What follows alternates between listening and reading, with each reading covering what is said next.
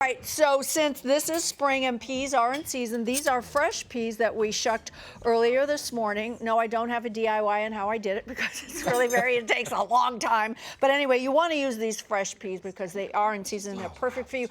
These are loaded, Sophie, you will appreciate it. There are phytonutrients, there's vitamin and minerals, antioxidants, including vitamin A, B, all the B vitamins, which are really important, has folate. We were talking about eating foods that are good for the brain and for your health. So this is definitely one of it, and folic acid is something that we need, especially as women, every single day. High in fiber, low in fat, and it's a good vegetable protein, so that's good.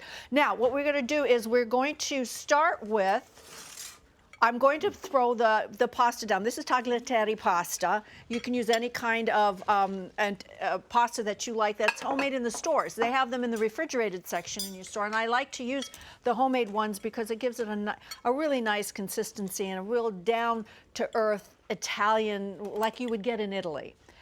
All right, I wish Fabio were here. He would go, yes, Cristina. Okay, so, oh, and then what I want to do is, this is going to cook for about 2 to 3 minutes, and then I like to put the peas in it, and only in the pasta with the water boiling for 2 or 3 minutes before I throw the pasta down. I'm going to do that now because I don't want to run out of time. So this is all going to cook together, so we'll be done in about 2 minutes and everything will be absolutely perfect. So I put the peas in there. You don't want to overcook the peas because you don't want them to be really mushy. That's what I like. Yeah, so crunchy. Crunchy. You don't want mushy peas because those taste terrible. All right, so we have some prosciutto, or you can use pancetta. We sliced the prosciutto really thin, and I sauteed it in some olive oil, and then I took it and I put it on the side, and then I added a little bit more olive oil into the pan, and to that I'm going to add our shallots. This is what's going to help flavor your sauce.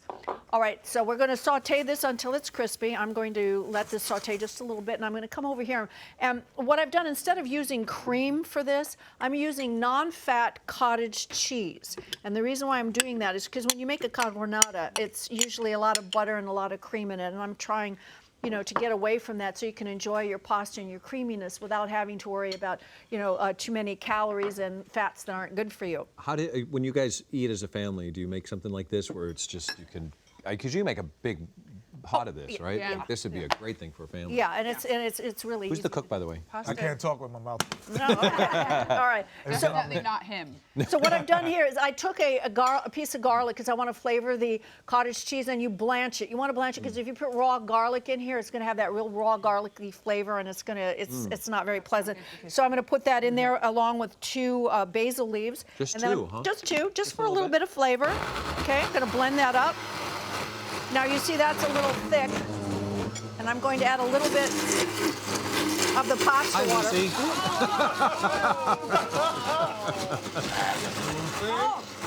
Lucy? I have to learn to keep the lid on things. I'm always like checking, and I get, okay, it's still a little bit not creamy enough. All so I'm over gonna add a you? little Yes, bit, it is a little bit. Yeah, it's all over me. All right, but you can't tell because my blouse. So you won't be able to tell because of the blouse. Fight a vigilant. Yeah, yeah, exactly. So you want it to be. Come on, turn off. Okay. I talk to myself when I cook. See, you want it to have a nice creamy consistency like this, okay? Like that. So it's a little bit too chunky before. You use the pasta water to go ahead and thin it out because that has the starchiness from the pasta cooking. Okay, so we have this going on, and then when the pasta is ready, you're going to just take it, which it is. It's been about 2 minutes. We have the peas and the pasta in here. You don't have to shake out all of the water because you want this to be nice and creamy. Look how beautiful that is. Oh my gosh, I get so excited when I see stuff like that. Now to this, I'm going to add our cream sauce. Look at that. Wow. It's nice and creamy. And there's no butter and there's no fat in here. Right, so I'm gonna mix this up really nicely.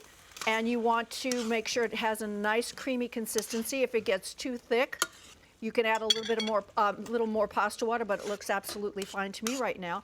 And to that, I'm going to add, some Parmesan cheese. Put that in there like that. And just keep mixing it up. Now what we're gonna have to do here is, it's still a little runny, so you wanna cook it down and make it nice and creamy because you see there's still water in here. So we're going to keep cooking it until it all comes together, and it will. We just don't have the time right now to do that. Okay, so we're gonna mix this up. add a little bit more pasta. Make them ready for seconds. And is Yeah, that it on a does. low heat there? That's on a low heat? Yeah, it's on a low heat, but what this has to do now is cook, and then you see it's all congealed, but it'll all come nice and creamy all together. But this once seems like all a the- pretty quick Yeah, meal to it's a prepare. very quick meal, yeah, and it'll get nice and runny and all come together in about another 2 or 3 minutes, but we don't have the time to do that right now. And where's my plate? Where's the plate? Okay, so you have it there. Did you eat all of it? Yes. I did. You did? Okay. Yeah. Yeah, What it's about just a the, bit runny. I have to. Prosciutto Oh, or- yes, we have to put the Prosciutto. pancetta. Put the pancetta in here. I need to keep turning it around. You know what? I made the mistake of adding the cheese before the cream was, and that's why this is happening. So when you make a mistake like this in the kitchen, this is why. This is what happens. So make sure that before you put the cheese in, so you don't run into this problem. You know, we here at home and family, when we make a mistake, just like when you're doing a reality show, you can't go back. That's it. You have to say, That's this it. is what happened. Yeah. This is Here's the why it mistake. happened. That's Don't right. make the same mistake. So make sure that you absolutely make sure that it's all nice and creamy. Then when it's all creamy, then you're going to add the cheese at the last minute. Don't do what I just did. Okay, and then it'll come out absolutely perfect. making this still- tonight. Yeah, okay. Really? I'm still going to You can take some of that. We're home coming with on you. this show a little bit more often. Yeah, okay. Oh, don't forget to add your nuts on top. The reason why I did the Ooh, nuts, yeah. again, walnuts are good for you. A little bit of cheese, some You fresh like walnuts? basil. Yes, I do. There you go, and a little bit of mint. Don't forget the mint for a nice spring flavor. Yes. And then we're going to Yes, use a it little is. bit of the Lemon zest. I'm lemon gonna zest tell to everybody brighten while it you're up a doing little that, bit. you can